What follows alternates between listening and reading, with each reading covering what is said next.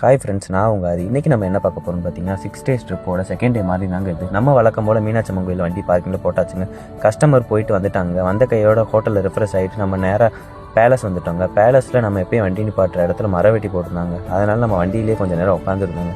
கஸ்டமரும் சீக்கிரமாகவே வந்துட்டாங்க. வந்த கையோட நம்ம நேராக காந்தி மியூசியம் போயிட்டோங்க. காந்தி மியூசியத்தை பார்த்து முடிச்ச கையோட நேராக அழகர்வேல் ரீச் ஆகிட்டோங்க.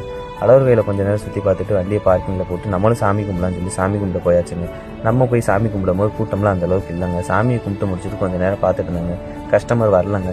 சரி ஓகே அப்படின்னு சொல்லிட்டு நம்ம 2 பிரசாதத்தை வாங்கிட்டு வண்டியில் சாப்பிட்டுட்டு இருந்தாங்க. சாப்பிட்டு முடிக்கிறதுக்குள்ளே கஸ்டமர் வந்துட்டாங்க. கஸ்டமர் வந்ததுக்கு நம்ம இன்றைக்கி ராமேஸ்வரம் வந்திருந்தாங்க. பாம்பன் பாலம் ரீச் ஆயாச்சுங்க. பாம்பன் பாலத்தில் நிப்பாட்டி கஸ்டமர் ஃபோட்டோ எடுக்க போயிட்டாங்க.